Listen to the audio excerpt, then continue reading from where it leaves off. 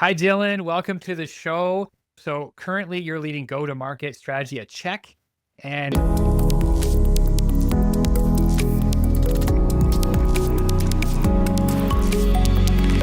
I'd love to hear your background about what got you so excited about this space. Yeah. So I have been in the payroll and HRS space for a number of years. When I first started my career, I was doing tech consulting sales. So I was conversational enough with APIs and being able to do custom integrations to know what was impactful for a business and what was more of just marketing points. One of my key advantages when I was in payroll sales was working with vertical SaaS systems to build out a custom report that we could easily then drag and drop into my payroll system.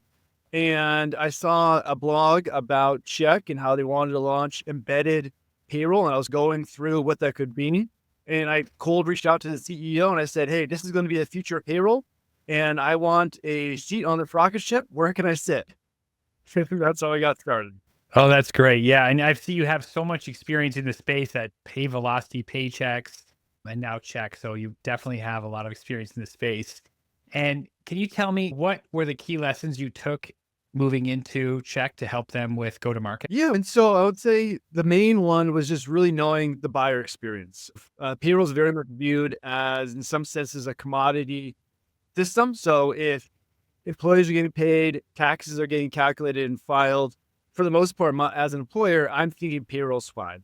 And trying to graft that buying experience onto predominantly inbound leads that a vertical SaaS provider will have is a hard system to marry together, because essentially the go-to-market strategy was either 100% or 95% product led. They might have one or two sales reps that would help their larger size employers, or it was sales teams, but it was all inbound, demos booked. You're coming to me, you have your own questions. I'm kind of walking through everything. So Yeah. having that experience of having to outbound cold call and hard sell employers was able to allow me to understand, okay, this is the traditional model. Now we're integrating a lot more technology into this go-to-market system. How can I marry these two together to have an effective go-to-market strategy for payroll within a vertical SaaS? Makes sense. So it sounds like previously they were working with more inbound and you've added on more outbound and more cold calling and those kind of approaches. And how would you say like the mix is right now, like the channel mix for Check? The way I work with partners is, I think most of our partners want to be product led as much as they can be. Yeah. And when I work with a new partner, I always said, remember, it's product led, not product only, Yes. and try and take it crawl, walk, run model. And what I always work with partners on is really understanding what exactly is it? Is it about your system and adding payroll to this user experience that's dramatically going to improve their lives? Yes, we're going consolidating the systems, but what exactly does that mean? What pain points is that resolving? And so really taking a kind of a slow approach to that, talking to a couple of customers, understanding their day-to-day operations, and then pulling out some of those pain points for them. Because again, right now they think payroll's payroll. Everything is fine. Yes, it takes me 8 to 10 hours every other Tuesday to process these things. Yeah. Well, taxes get paid. And so once you understand that, then we start incorporating much more of a targeted marketing approach, and then being able to try and improve the SQLs, the sales qualified leads, as much as we can, so that if we do need to bring in a sales rep, the conversation is already 50 to 75% down the funnel. But working with that sales rep to understand what position they're walking into. Is it a micro mid-market enterprise? Who is the buying persona that's going into this conversation? And based off of that, then we have a couple of decision trees that we work with them on to understand the best leading questions we can ask them to further help that prospect understand how much pain they're currently in, Yeah. and then looking for the sale. Yeah. So you have a very systematic approach for categorizing where that person is and what you need to lead them through to understand the value of Check. Yep. Great. And what are the common challenges you're facing that you see partners facing right now when they're implementing these kind of payroll solutions? I would say my favorite part of my job is I work with so many different cultures and dynamics. We have certain personas within those cultures as well.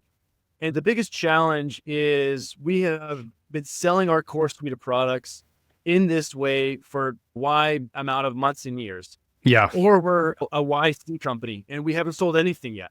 Yeah. The major challenge I have is really being able to graft on a successful payroll go-to-market strategy with such a wide range of different partners. But I would say over the years, we've been really able to understand what works best with each one. So then I'd be able to present that information to the partners saying, great, I've worked with a company similar to yours. And then the challenge then is making sure that we have internal buy-in as well. And so working with our team that's building out the payroll product as well to get the payroll go-to-market systems. If they're a larger partner, there might be a product marketing manager for 5 other products. And they Right. have their director of marketing to get this email cadence that we want to do approved. So it's all making sure that we're working within the parameters of the partners, their own systems, their own timeline, their own roadmaps. We don't want them to lose their core business. Makes sense. And what kind of trends are you seeing right now in the embedded finance space? It's cooking. I mean, Yeah. it's Everything AI. AI's coming in everywhere. But I will say what really motivates me at Check around the embedded payroll space is I've spent years trying to shove every type of employer into the same square box. I've profit if you're automotive, you're whatever law firm, whatever you may be. What's really exciting about the vertical SaaS space and utilizing embedded systems is you can really design the most optimal user experience for your customer base.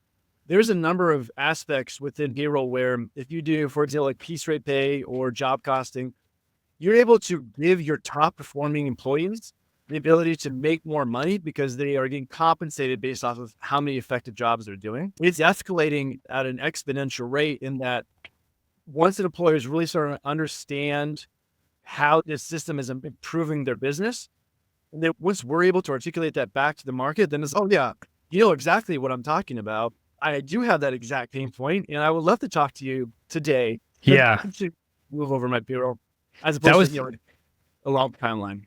that was a great example of the kind of thing where maybe without the data, you wouldn't even realize that this other business element could be changed. Like you could change your compensation, your reward structure in a way that you wouldn't even have that on the table unless you had this kind of data. Can you talk a little bit about that and about showing people what they can do with their business with this kind of data at their fingertips? Yeah, absolutely. That's why I was thinking it's so important when you're launching a new product. So when we launch payroll, what we like to do is be able to talk to a handful of alpha customers and just say, hey, we're looking to launch our payroll product. You have a high NPS score. You utilize a lot of our products. We just want to understand your business a little bit more. And then essentially just asking them, this is what we're looking to do. What would this do for your business? Mhm. And so we're able to build out that green grass for you of like, oh, if I don't have to do this, then I can do this and this, and that'll allow me to do that and that. So being able to say, okay, if you're able to do those things, what would you then do? How would that impact your employees? What would that mean for your business in a year from now, 2 years from now? Oh, if we can do those things, then we can do these things. And Yeah. then just start putting on these threads as much as you can, getting that kind of user deep site insight knowledge. Because what you find, especially with vertical SaaS, is a lot of these, if you're on a vertical SaaS, their customers all have the same very specific pain points.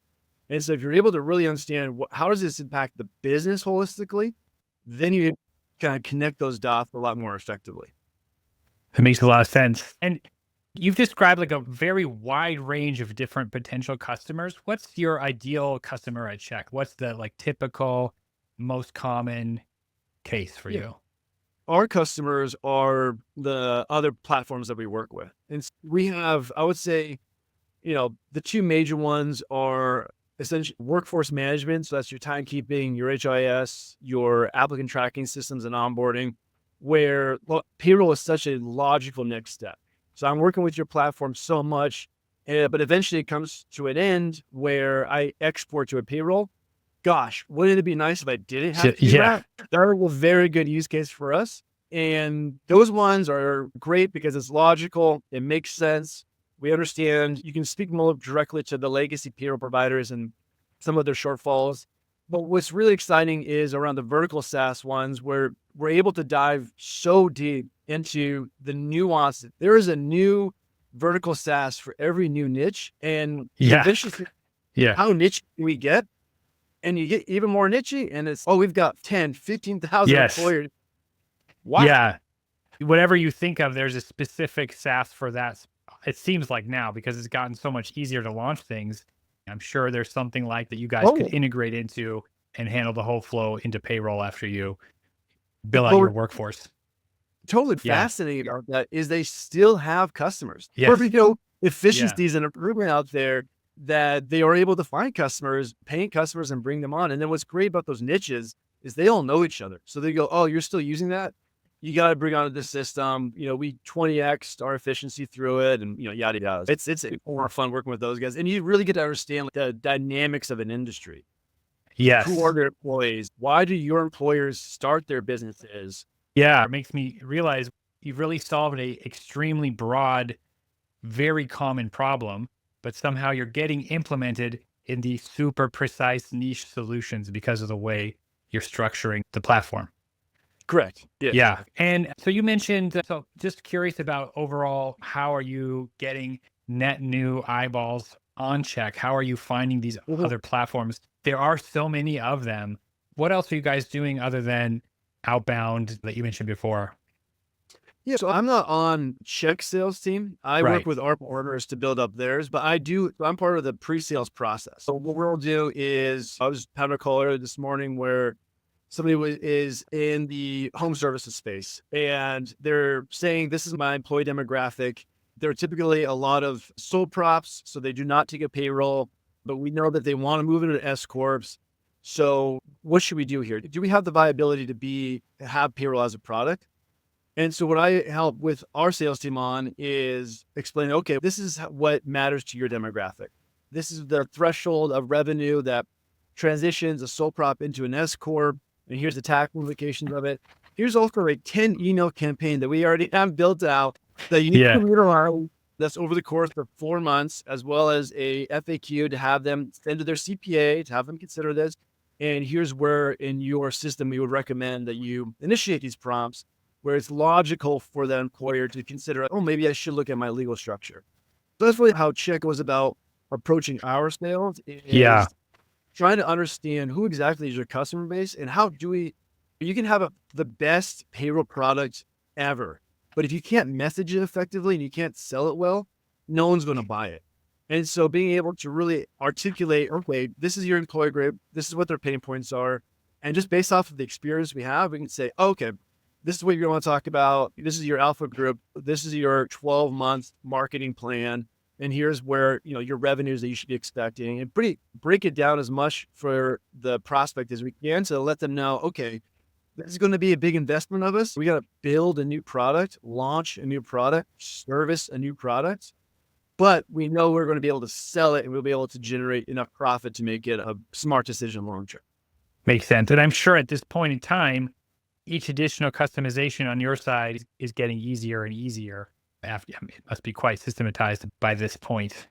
I would say my favorite part about my job, or I have lots obviously, but working with so many different teams, you get new ideas thrown at you all the time. And then you can start blending them together. This one partner said this, and if we do it like this, then we can have a pretty cool rollout strategy. And your customer base is going to get busy in May because you're a summer-oriented vertical SaaS system. March, April, May, here's like our plan there. So it seems like we're getting much more bones set in. But before this and after this call, I have a custom webinar system I'm putting together for one of our partners. Yeah. But they have a good idea, so I'm rolling with it. It's like that in sales and marketing. There's always something. It's difficult for me as a former physicist. You want like rules to continue to be true, but everything changes every year. People get used to things. They change. For example, after COVID, I'm sure everybody noticed that show rates dropped. Everybody went to every webinar with their free time. And then suddenly all of society has changed how they relate to online meetings. That's what I think AI in sales and marketing is going to be really interesting. Yeah. Because we can see it both being a huge compliment. But one of the challenges I have is sometimes I'll work with a partner and they go, what's like the great messaging that will get us a 90% open rate and it's 70% close rate. Free beer, is it? If I knew that, I wouldn't be here. I'd be a Yeah. billionaire. Yeah. And what's cool about sales and just go to market is it's so dynamic. There's always new systems. I have an internal doc that I wrote up about. I was in sales when I remember when the first mass customizational email templates came out. So like Yes. replies, and then I remember doing the Outlook mail mergers. Oh, yes. Yes, I'm and it was sorry. terrible. Yeah, it's all Yeah. because I feel there's a lot of bad sales and marketing practices. Tons that of it. go on. There's tons of it. Yeah. Yeah. I have a folder in my inbox that's like bad email. Yeah. That was This makes me want to ask you a question. I would love your take on this. So I see as a marketer, AI is giving everyone the power to amplify. Like they can just output more per day, per person. And so obviously, I'm sure you've noticed there's way more noise than ever before. And I'm just trying to imagine what's the logical conclusion if this keeps going. Are we only going to have sales left? Like I have to show up at your door with roses in order to get in there? Or how do you see this happening? AI allows us to have much more of a human aspect to the go-to-market systems, email and admin work. So I'm doing less CRM work. I'm doing less researching work. I'm doing less prompt work. I'm able to have more time to have coffees, virtual. I can send you a DoorDash gift card and have much more conversations aspects to it and have more of a better sales environment for everybody is what I'm hoping for. That being said, I think for go-to-market AI, it's not so much the AI. I see the forefront of this as being around like prompt engineering. Like he's throwing together, give me a 10 email campaign that tells me why my payroll product's better than ADP. I'll put it very boxy, very salesy, not great. And so you really want to, when you're working with an AI program, to really understand who am I talking to? Am I talking to the finance person, the HR person, the business owner?